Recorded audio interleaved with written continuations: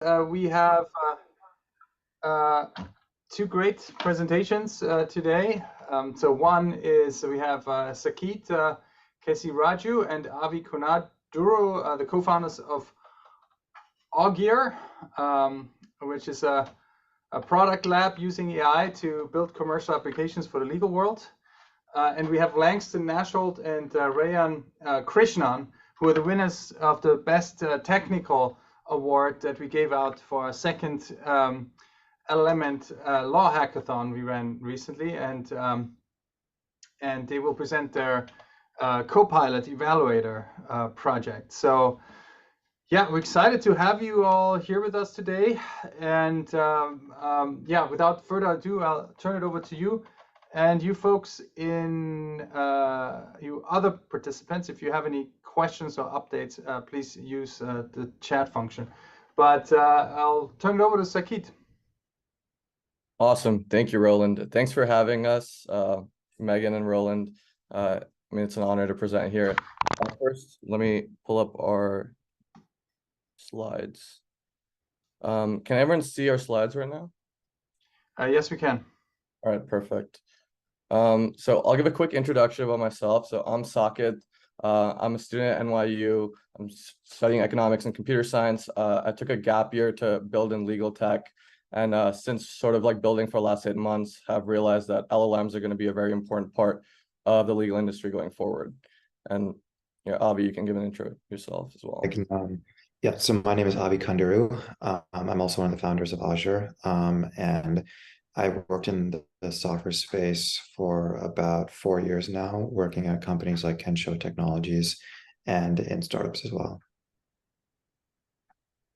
Awesome. So yeah, I think really briefly to start off with. So the manner in which I want to give a little bit of some background on how I got into this space, because I think I've seen a lot of these CodeX presentations where essentially you're seeing a lot of attorneys, I've seen people in the legal space that have been attorneys for 10 to 20 years, working at Fenwick, working at DLA Piper, and so on. But my background is actually completely different, where I was actually a computer science student, and I was working in a completely different domain, and actually in fund formation, working with hedge fund managers. And essentially through learning the needs of some of these hedge fund guys, I found myself trying to build tooling for some of this fund formation, initial legal setup for funds. And I found myself sort of coming into this legal space through that dimension. So by coming in through the side door, through sort of like from the consumer standpoint, working with fund managers, I think that we have a much different sort of perspective on how legal services can be built using AI going forward. So that's basically what we want to unpack today, is sort of how we see LLMs playing a really crucial part in the legal industry and different sort of practices, as well as how to even sell to these lawyers. And in fact, that's going to be the first thing I want to talk about, is essentially how we've been able to sell to law firms, or even how to think about selling to law firms. And I think initially selling to law firms, even saying that term, a startup selling to law firms, is actually somewhat oxymoronic when you think about it. Because if you're trying to sell to DLA Piper or Baker McKenzie or any of these sort of really, really large law firms, and you're building, for example, these sort of contract-based tooling like redlining software or contract review, essentially you're building workspace software, which is essentially deeply, day-to-day task-driven tools for attorneys, except you're trying to go straight to the top organizations, the people at, chief innovation officers, and going to the procurement teams, essentially trying to pitch what's essentially a prototype or an MVP. And so these law firms, essentially, they only work with companies that have, customer service teams in place, service providers in place.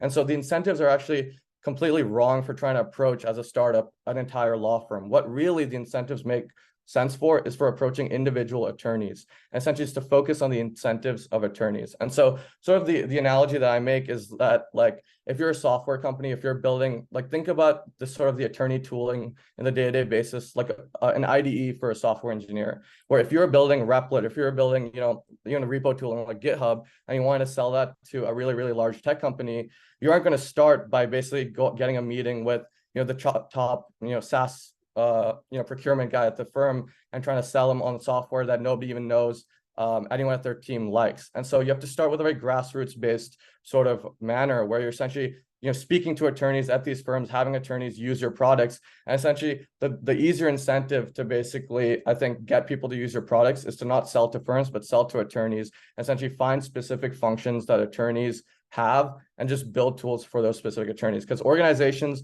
at the end of the day are made of individuals. So sell to those individuals first before even think about selling to quote unquote law firms.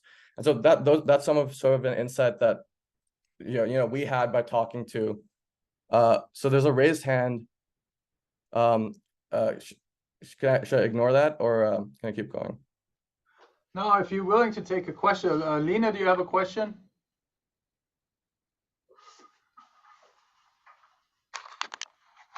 Yeah, maybe you can. Well, let's hold the question for later until. All right, sounds good. And you have about, I would say, like a total of like 10, 15 minutes, and then you want to leave enough time for questions from folks. And then at 2, we'll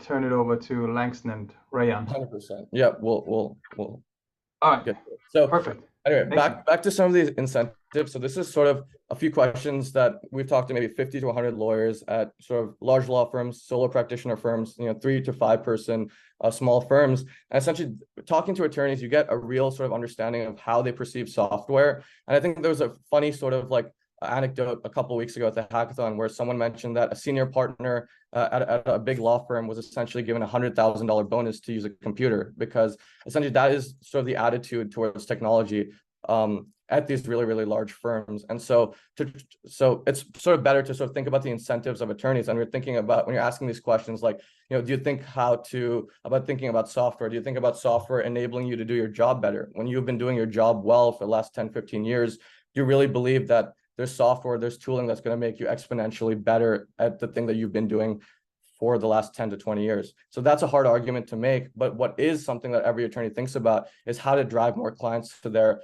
practice, to their partner's practice. And essentially driving more clients is, on the consumer basis, much easier to validate, and is a sort of a methodology that we've used to sort of have attorneys engage with us and use our products. So what we did for Fund Formation, if I can get to that, essentially, give me a sec.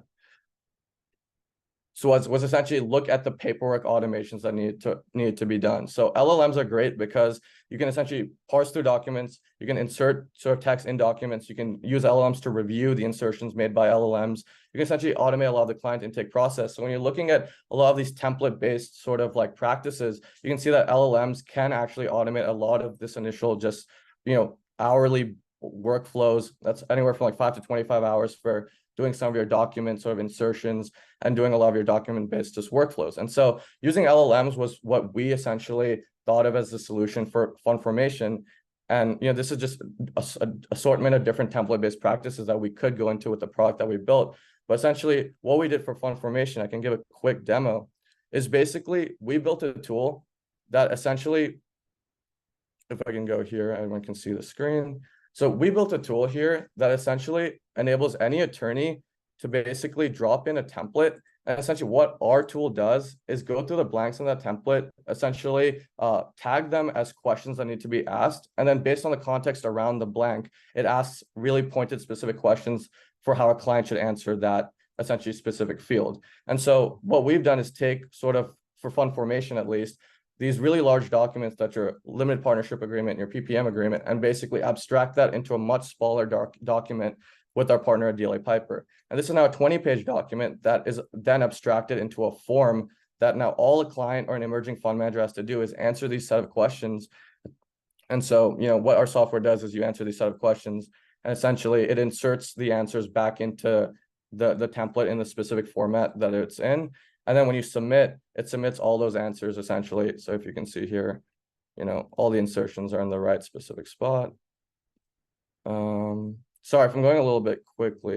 We have a little bit to get through. And so essentially this is like a template automation tool that in theory can be used for as many template workflows as we can find an attorney to provide templates for. If that makes sense. So this is an automation for essentially your client intake, for reviewing the information through client intake, for inserting the answers back into those templates. And so that as a process alone is hyper sort of ubiquitous across different practices. And so that's the first tool we built. And so we have an attorney for Fund Formation and are looking for sort of different niches within different practice areas where we can implement this tool. And so that's sort of this Fund Formation template-based tool that we built out. And sort of the second focus that we've been thinking about is how we sort of use LLMs for decision making or for judgment-based practices. That's like your arbitration or your litigation-based practices, because the great thing about LLMs is that it's just about large-scale extraction of sort of structured text or unstructured text in documents. And so when you're able to sort of use the computational power of LLMs to basically automate, finding similarity or finding, case-by-case analysis, you can then use that as basically like a basis to do more abstract secondary order things like creating prediction engines or creating sort of like specific factor-based outcomes, like, oh, if the judge, if a specific judge tried this case, what's an outcome that this judge would, try a different case in that manner, or if like time of day is also a very big factor in terms of these litigation cases. And so there's a bunch of different sort of like high level LLM enabled practice, like judgment practice based tooling that can happen. And so what we did is essentially look at on the median or at the mean what sort of the infrastructure for an application like that would look like. And basically what we came up with is basically having a niche data set for a specific practice. So you can choose like family law, securities law, employment law, etc. And essentially having that case data into like an embeddings or like a vector store, essentially, that allows you to do, case to case, basically analysis to figure out if cases are similar to precedent cases. And then off of that similarity, you can basically create a second order prediction on sort of like outcomes of specific sort of cases. So that's like win or lose, and then settlement estimates in terms of dollar value. And so really quickly, I'll just go through our demo for litigation prediction. And right here, if you guys can see this. So this is the basic view. You can essentially go through the flow of sort of going through, specific situation that you've been in. So I can do construction and negligence, for example, and I have like a case I put here, which is basically, you can read it really quickly, but it's basically a homeowner that hires a construction company, and the construction company hires a contractor, and essentially there's just unsafe working practices on the construction site going on. And so I'll hit submit. It normally takes a minute or two for it to load, but if I can essentially take it to the answer real quick to show you guys what it looks like. You guys can go right now to litigationprediction.com and try yourselves. But what it shows is essentially these 10 similar cases on the left-hand side. And then based off of the situation I provided, basically gives you some logic in terms of saying, there wasn't no safety harnesses. They think that John, who's the plaintiff, will probably succeed in the case. And then based off of these precedent cases, which I can click through and read, it's a little bit, it's still an MVP, and so the UX can be improved, but I'm sorry. Essentially, you see all the similar cases, and these cases essentially are then used to basically provide these second order sort of outcomes. And so that's basically the LLM or the judgment-based sort of, that's essentially the judgment-based tooling product that we built out. And how we sort of see this like sort of going forward is how a lot of these LLM tools are currently being used exactly as sort of like these granular optimization tools. But I think that sort of going forward, the way that different advisories or professions like lawyers, tax advisors, financial advisors, et cetera, can essentially just be enabled by entire sort of databases that are essentially LLM. So there's essentially, you can go out and aggregate as much case data as possible that you can validate to be to have citations for, and essentially create these almost like APIs or data sets of vetted information that can be used to either enhance an enterprise's sort of internal tooling and data enablement for how they make decisions, for how they evaluate risk for new cases. And secondarily, it could be also used for direct access to justice in terms of chatbots and other things like that on a consumer side. So that's sort of like a large view on how we see these LLMs transforming legal space. And how we're going to market really quickly is just through starting with entity formation, because that's something that already essentially people are doing. We start with fund formation, and then also for SaaS in terms of some of these prediction tools being implemented in-house, as well as a combination of the two.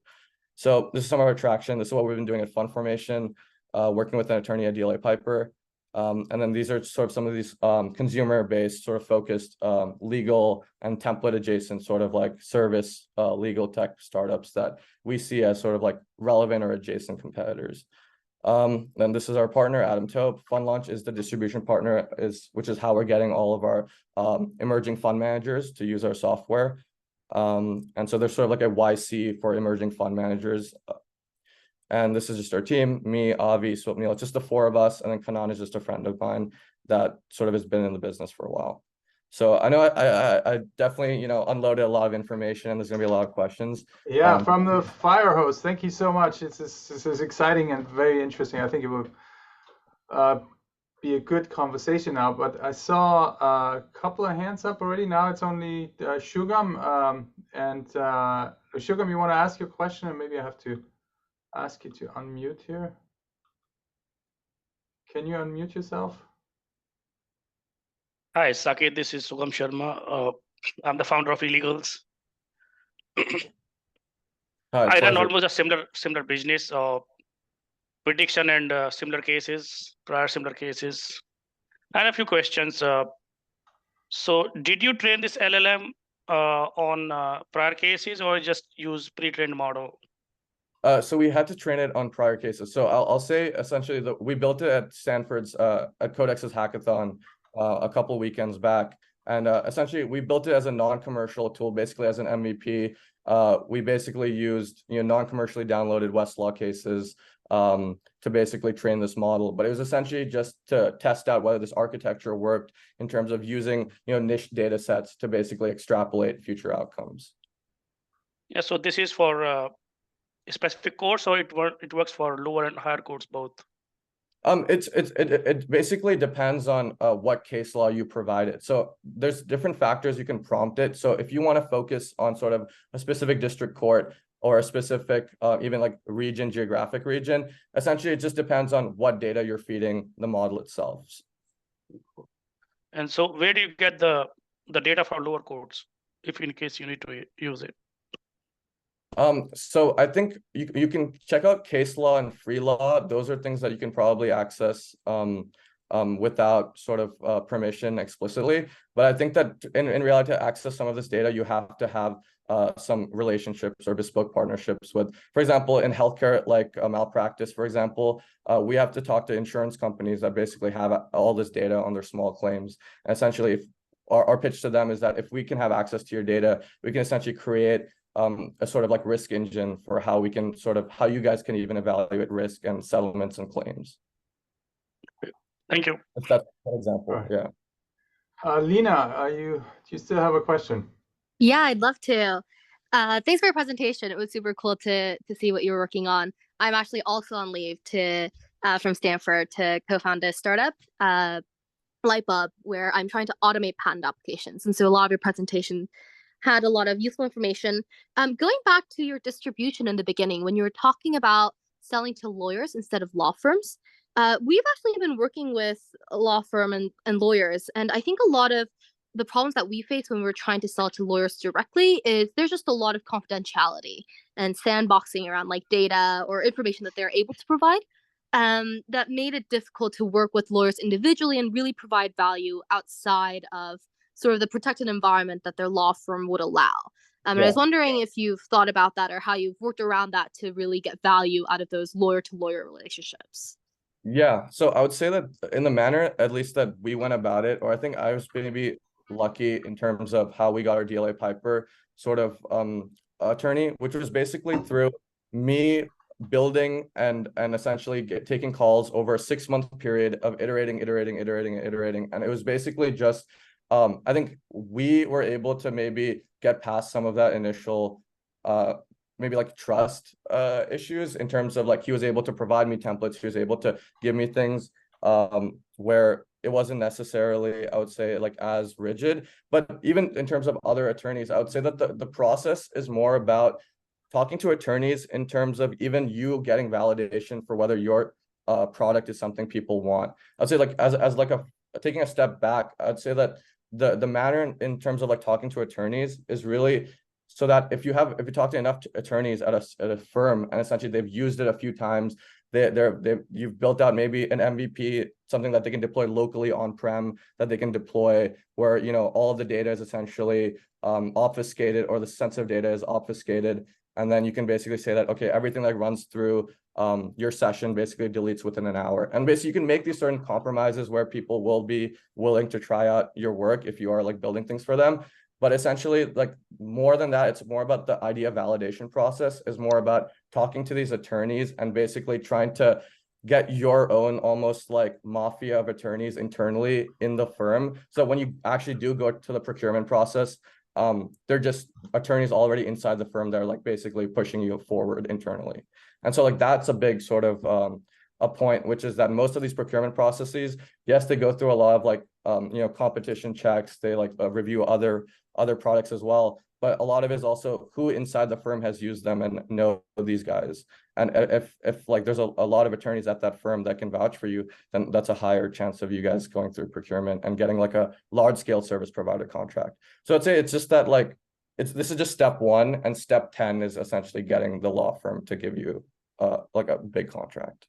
Yeah, and I don't want to take up too much time here. So just one follow-up question. So yeah, I totally hear what you're saying in terms of like idea validation. I think during that stage, my co-founder and I were also talking to a lot of lawyers individually. And maybe if you see this as a difference in like patent law versus the value that you're providing with templates, let me know. But I think when it came to like not just them trying out our product and be like, oh yeah, this is cool, but when it came to actually providing value to their workflows, it was hard to do that outside of, like an actual NDA being signed. So there was just a lot more friction there. Do you think that you were able to provide value to them? So I would say yeah. No, I understand your question. So I would say, right, so I'd say the main point in selling to these lawyers, right, and the point that basically you brought up is that there's no urgency for anyone to act. Like tools can be great and tools can be useful and tools can be efficient, but there's no urgency for an attorney to now like tomorrow say, hey, I want to use this, and there's no real urgency for many attorneys at this point, or even many people who are even like using software. And so the hack for that was basically why we went the consumer side first. And basically, so what we did for fund formation is basically partnered with a third party sort of like fund community that was basically giving us a bunch of leads. So they're basically giving us volume of fund managers that needed formations done.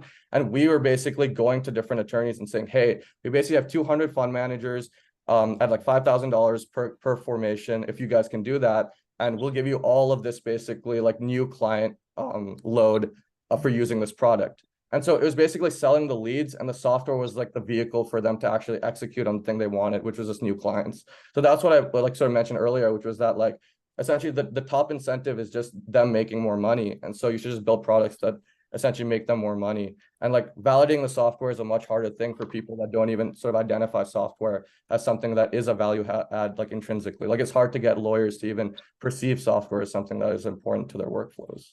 Yeah, that's a great point you're raising there, Sakit. That's so true. Sometimes you go in with an assumption that just making workflows more efficient and streamlining stuff will be resonating with your prospective customer, but that's many times is a very difficult pitch, and being in a situation or in a particular kind of context, as you described, where you were able to offer a bunch of new client relationships that they can process more effectively with your software, is a very nice way to get the foot in the door. So I don't know if there are many other areas in the law that have a similar kind of constellation, but it's a really good point.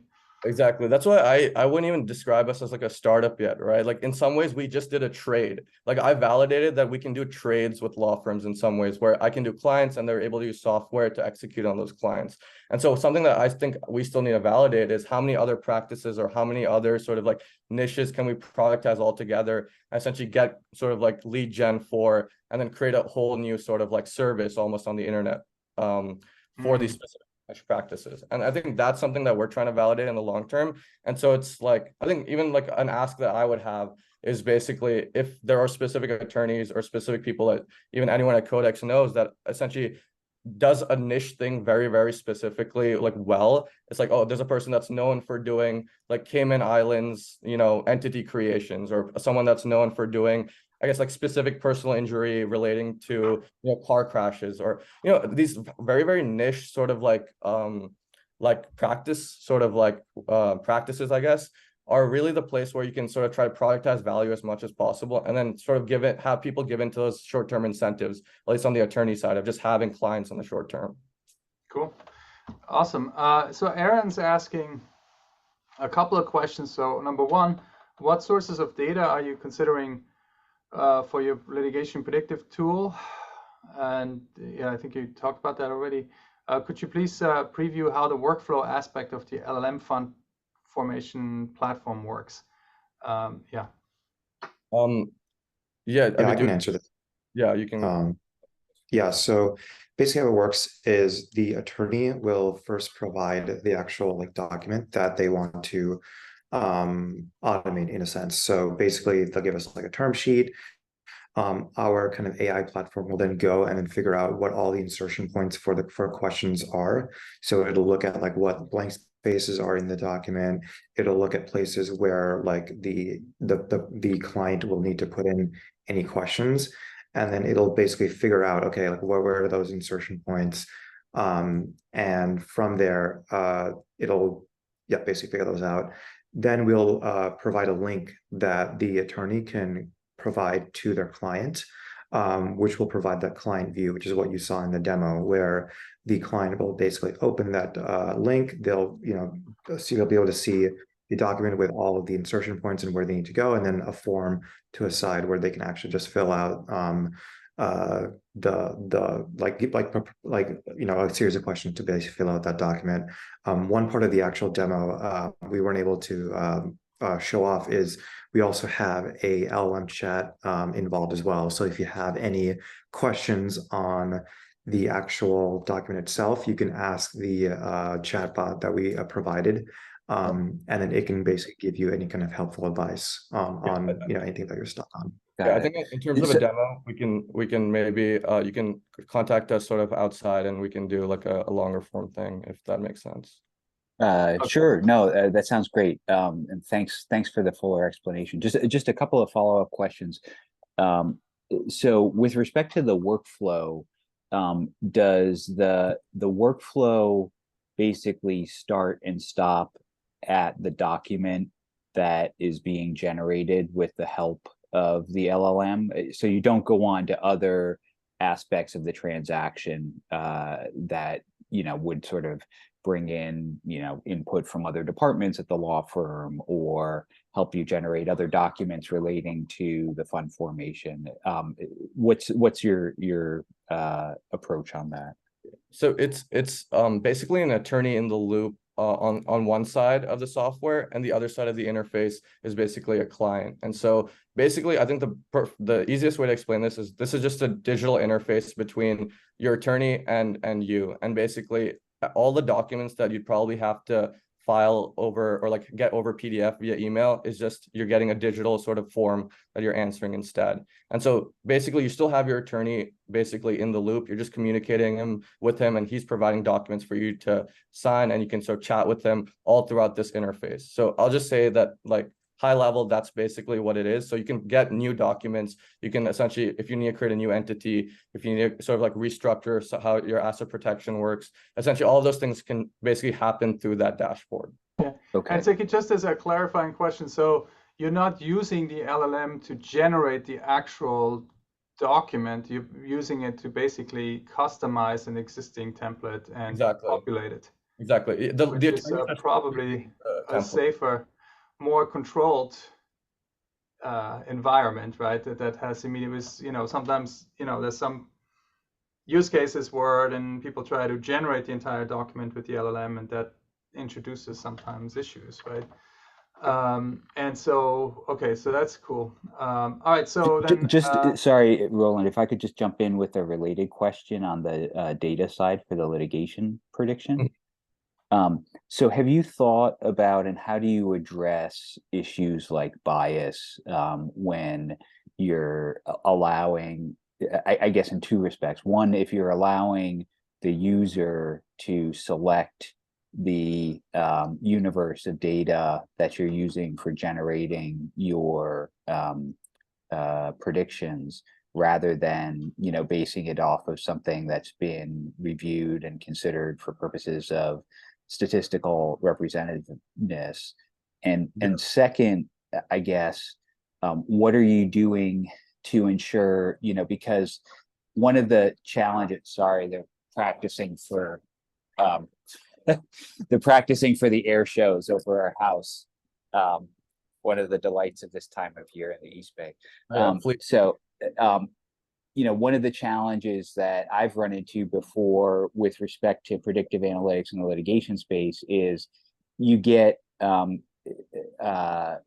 lot of very unevenly distributed results in terms of public availability of settlement. So, even if you're thinking about things like litigation outcome, because it shouldn't matter ultimately whether the litigation outcome is a result of a judgment or a settlement, right? I mean, you should be thinking just generally what my expected outcome should be.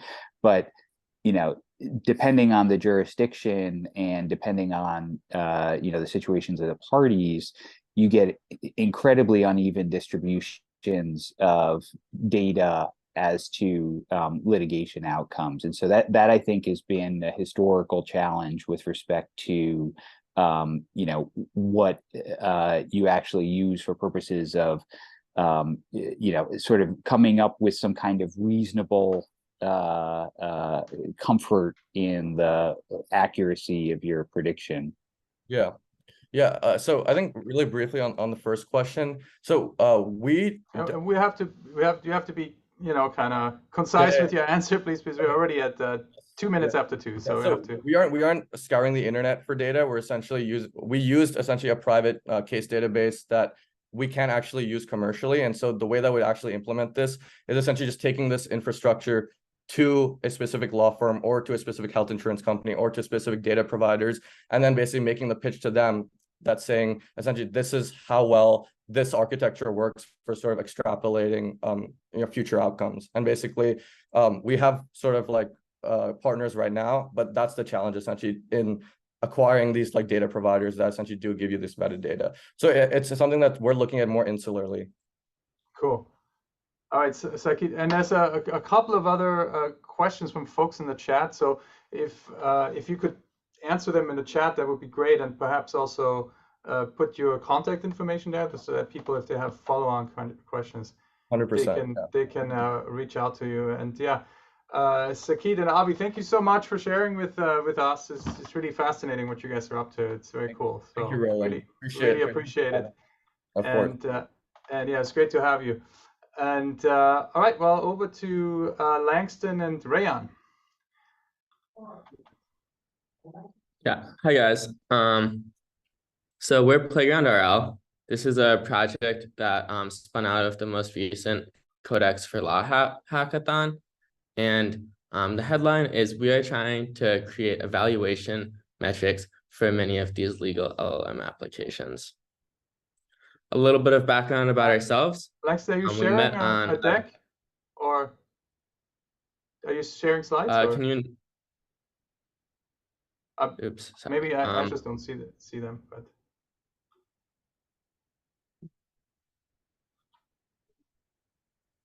Can other people not see our slides as well?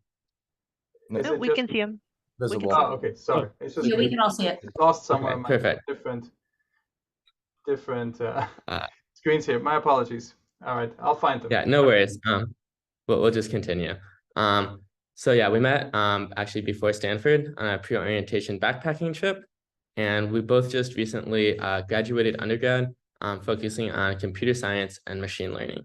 And we've both taken time off of our masters to pursue exploring evaluations and expert use cases, specifically legal.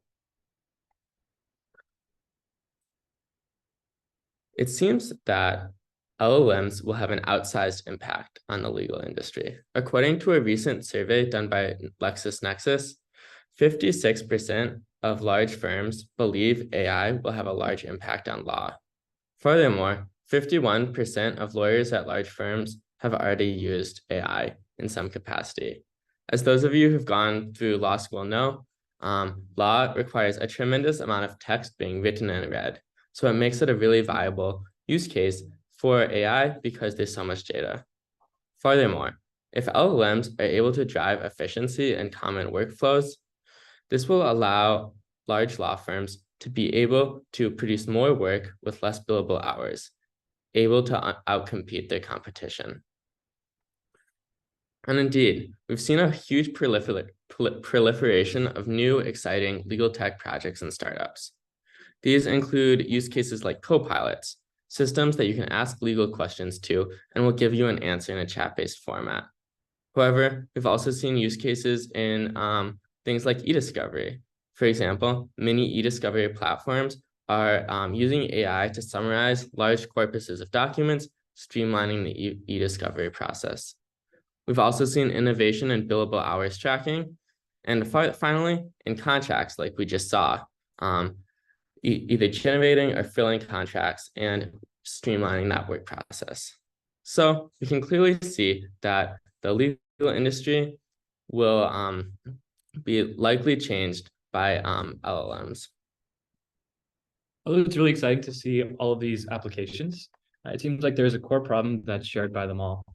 It's still incredibly challenging to ensure that these general purpose foundation models are both safe and accurate on these specialized legal tasks. In practice, this materializes in the form of a considerable chasm between the engineers and the domain experts. When engineers make changes to the models, they evaluate by spot checking a few sample outputs in which they know the answer. However, these tests are not representative, and the engineers do not have the domain expertise to give a comprehensive form of evaluation. On the other end of the spectrum, groups can hire consultants or use their in-house experts to run a more comprehensive evaluation to collect annotations and in this form of human feedback. However, these experts can cost anywhere between $50 and $2,000 per hour and can present a severe time bottleneck for engineering teams. And this is where our solution comes into play. Our intention is to leverage both of these groups to provide an alternative. At its core, we're building a unit test framework that approximates expert evaluation.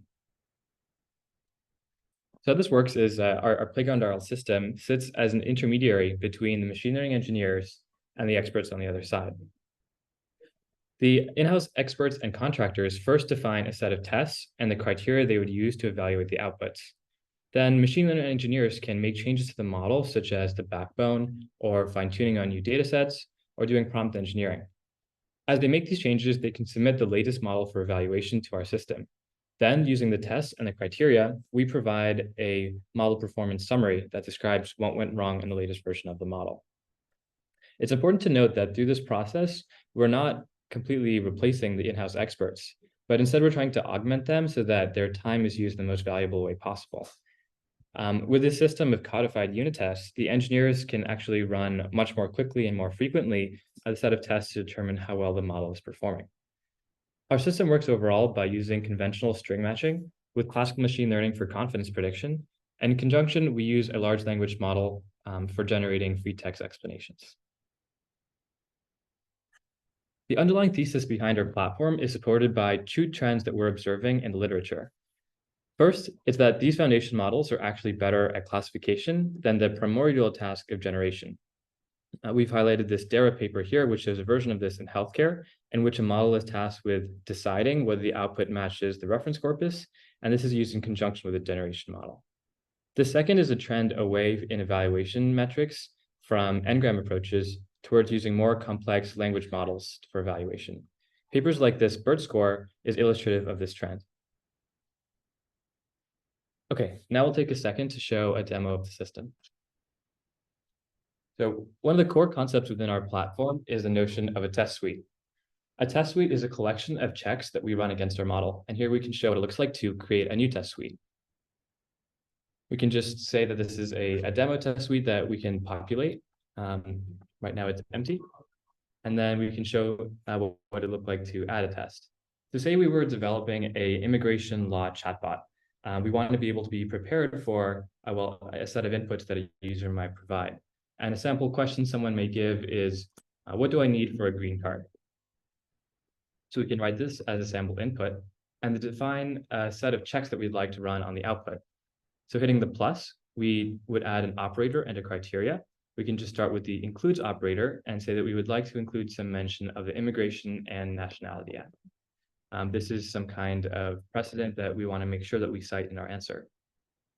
Next, we can add some kind of exclusion maybe something like, you will become a US citizen, because actually this is an application for a green card.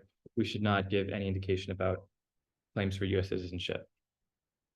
And then we can add some kind of unary operator like is concise, and that would just determine whether the output is producing any redundant information or it's as concise as possible. We've also written another test called is legal. We can just add to this as well, which determines whether the output is generally abiding by our legal definition. Okay, now we can hit save, and that latest test should be populated within our test suite. Now we can trigger a run to occur for that test suite we just created. Okay, and we can see here on the run page that it's currently in progress. While it runs, we can look at a previous run that we issued. This is for the Open SARA tax data set. So this would be some sample questions that a tax co-pilot might receive. And on the first column, you can see that we have, again, the test input, but now the second column is the latest LLM output for that input. And the checks that we had previously defined as operators and criteria are now shown in the subsequent columns. Then to the right of the criteria, we have the auto eval and auto feedback, which forms the crux of our evaluation platform. This is a quantitative output that indicates 0 or 1 as to whether or not the test passed or failed, and then produces a free text explanation for why it is that the model actually failed or passed this check. And we find that this kind of thing is very useful if the LLM output is super long. Debugging why a model made a mistake or produced a valid answer can take a bit of time. So this provides a much faster way. And then we provide a grouped error rate, which compiles the pass rate across individual checks of a question. We also have the functionality to add additional human annotation.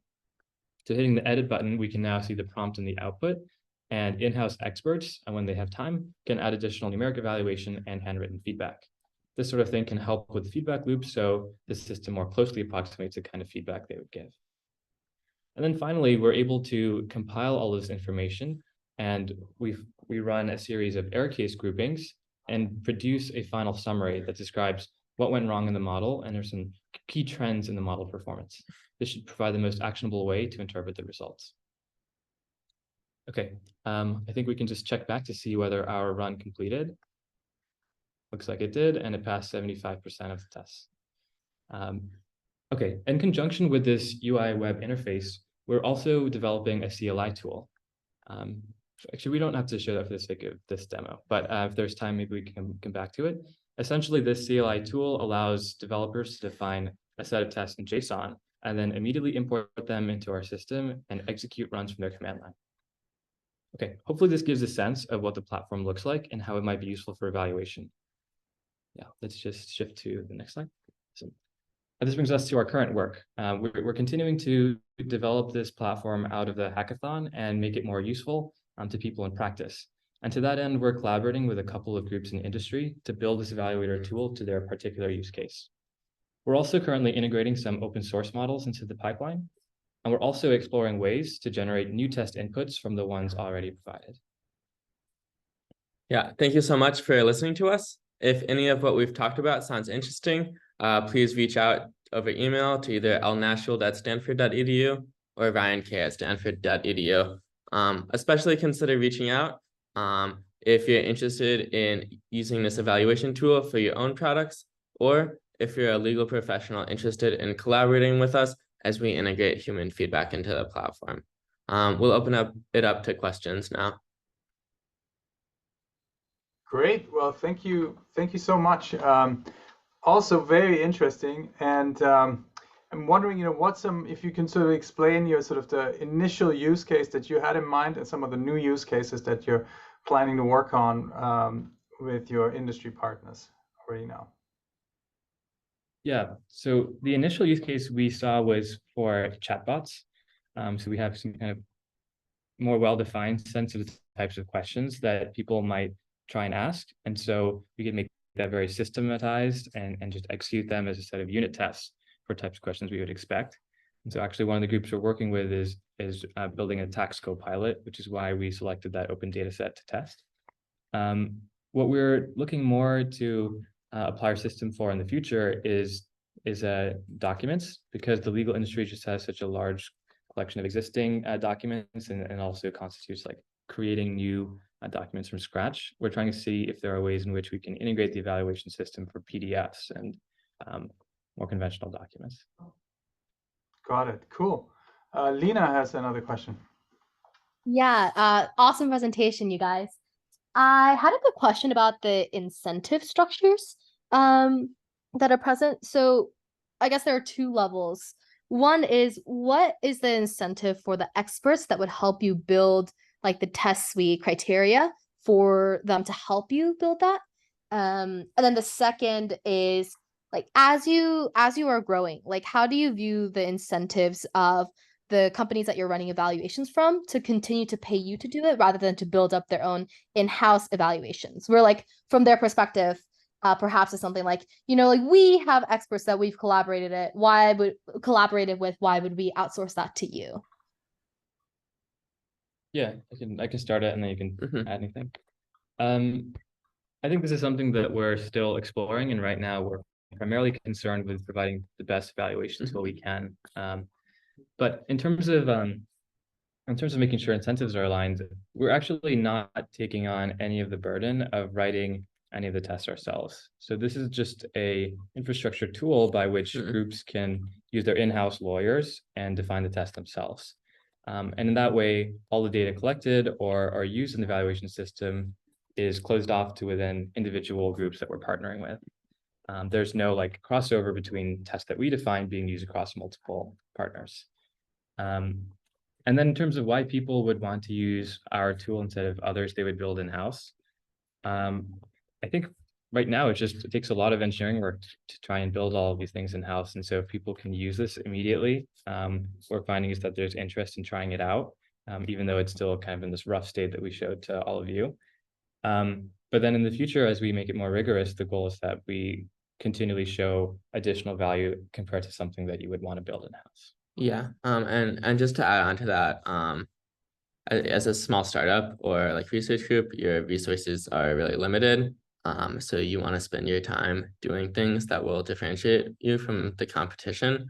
So if what your needs are is an evaluation platform, but that's not like what differentiates you, then in my opinion, it makes much more sense to use something that's already built, because like creating a tool creates a lot of engineering effort, which could be spent on your product.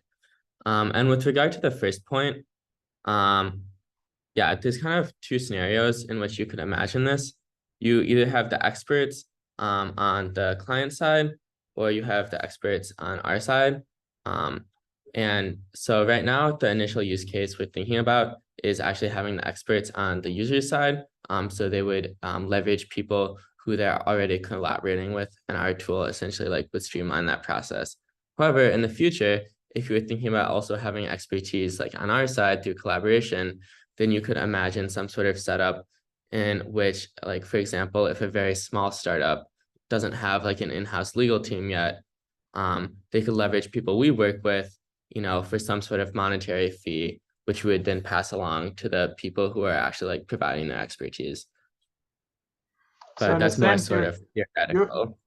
You're building a database of, you know, of questions and correct answers to those questions in a way for that you might be able to use in the initial case for an immigration chatbot, but then it might also be relevant for other areas of legal chatbots or legal documents. And that new entity might not need to bring in its own legal experts to help you calibrate the tool, but you could help basically give them a template in a sense. That's a good point, but actually, a lot of these like evaluation metrics are somewhat like client specific. So Right. we would have to be careful about what we like share between clients, because you know, if one legal co-pilot group is creating their like evaluation suite, that's not something that we would necessarily want to share with like a second group who's like a competitor. Makes sense. Howard has his hand up. I see. Hey, so I just have two quick questions. Should lawyers pay attention to the BERT score, and what is your average BERT score? I think BERT score is an improvement on something like Blue score, which uses conventional n-grams, or Rouge, which is probably a previous paradigm that would be most established. Something like BERT score captures semantic equivalency, which I think is a step in the right direction, but I don't think it's perfect in all situations. I mean, namely, if you don't have a right answer, it's really hard to determine whether outputs generated are good or bad. And in those cases, what you actually want to do is define more rigorous criteria or constitutional approaches for how to evaluate outputs. And then the second question was, what average BERT score do we see? So we're not actually developing a Copilot tool or a legal application. We're just trying to do the evaluation structure. So, I mean, we have BERT scores of people that we're partnering with, but that's just restricted to their use case. Cool. Does that make sense? Yeah. Yep. All right. Any other questions? So what's your plan for? I mean, I think you outlined it already. So you wanna work with some industry partners at this point to see if your kind of tool is useful, or see what kind of different areas it can be deployed. Are you sort of already are you incorporated and you're looking for funding, or you're still this is still early stage and pre-incorporation? But right now, our primary goal is just to really provide a strong evaluation tool for people building legal tools. And so we're working with these design partners to really understand the requirements that they have in a tool like this and make our system more complete. And that's just our main goal for the next month or so. It's hard to predict any point forward from there. I think just as an example, one of the groups that we are working with, they communicated to us how it's really important to make sure that outputs generated are not giving explicit legal advice, but instead they're caveated and say something along the lines of, we always recommend you consult external legal counsel before making any decisions. And that way they're kind of de-risked before shipping. And so that actually seems like a criterion that's shared across many different chatbot tools. And by unlocking that insight, we can codify that one test that can be used across all of the partners. And so that kind of thing, where if we have more iteration with people at the forefront of using this technology, then we can learn much more quickly the types of tools that they want to see and integrate that within the platform. Got it. Okay, so I missed the question that Jason had, which is, have you considered generating criteria from specific examples rather than, or in addition to, in the abstract? Yeah, that's a good question. And we definitely think that being able to automatically generate some of these criteria rather than manually defining each one is a huge value add. Because currently that is where a decent amount of the work comes in. Yeah, I think there's a couple of approaches. For example, if you have something that's live already, you can do some sort of extractive approach where you take common questions real users have asked, and then you codify those into tests. But there's also other things you can do as well. Yeah, I don't know if I understand the question completely, but also just on the other end of the spectrum, we have these abstractly defined criterion. So in the example, we showed something about checking whether the output excluded information about being a US citizen. So this isn't just manually going through the output and seeing whether US citizen is contained or not contained in the output, but we're just more generally seeing whether or not the output has some semantic encoding of the concept of US citizenship, and it's touching on this in the output. But we also have the ability to do that more conventional string meshing approach, and that's another operator which we didn't show in this demo. Yeah, does that answer the question? Kind of. What I'm imagining is you have the experts and they need to say things like, it didn't include a caveat that this isn't legal advice and you should talk to a lawyer, and they have to kind of formalize that as a set of criteria. I'm wondering if you've considered a different workflow for the experts, that involves specific questions and specific answers, and where they say, I do like this answer because blah, I don't like this answer because blah, and then you extract the criteria from blah. Is that something that you've looked at? I see. Yeah, it's not something we've implemented yet, but it's definitely something that we've considered, because the value add in terms of user experience is definitely there. Thanks very much. I'll just add that. Yeah, right now we had that system we showed where you can put a dialog box of feedback and a numeric score. And so our plan is to take that a step further and do something very similar to what you described, of like reverse engineer a constitution and then use that constitution to approximate the feedback, and use the numeric scoring to adjust how our quantitative system gives evaluation. So that makes perfect sense. Yeah. Okay. Thanks, guys. Great talk. Yeah. Thank you. Okay. Okay, so Katie's asking, many folks want to figure out how to judge LLM performance against precision and recall, the F1 scores for fine-tuned models. That's the money question, as it were. Thoughts on that? Yeah, I think precision recall and these sorts of things are really strong approaches for conventional like classification tasks, but they're very tricky for a setting like this, which is natural language generation. And then once you produce generation, like I think there needs to be sub-metrics for which we can define precision, recall, accuracy, things like this. And so our thought process is that we can discretize the NLG evaluations to different dimensions. And potentially one dimension of that is factual accuracy. And so if we have factual accuracy as one of them, then the kind of outputs we would be verifying against would determine what percentage of the tests run produce factually accurate answers.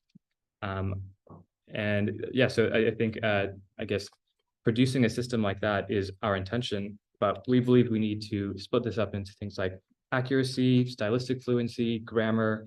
And once we have to rigorously define those to the form of these tests, we can produce a numeric answer in the form of precision and recall. Yeah. Awesome. Okay, great. So Katie likes it. I take it. So good. This is so we're pretty much at the end of our time. And yeah, if you could also put your contact info into the chat so people can reach you, that would be great. I want to thank you for a great presentation, and for participating in the hackathon. And Saket and Avi also participated in our LLM hackathon.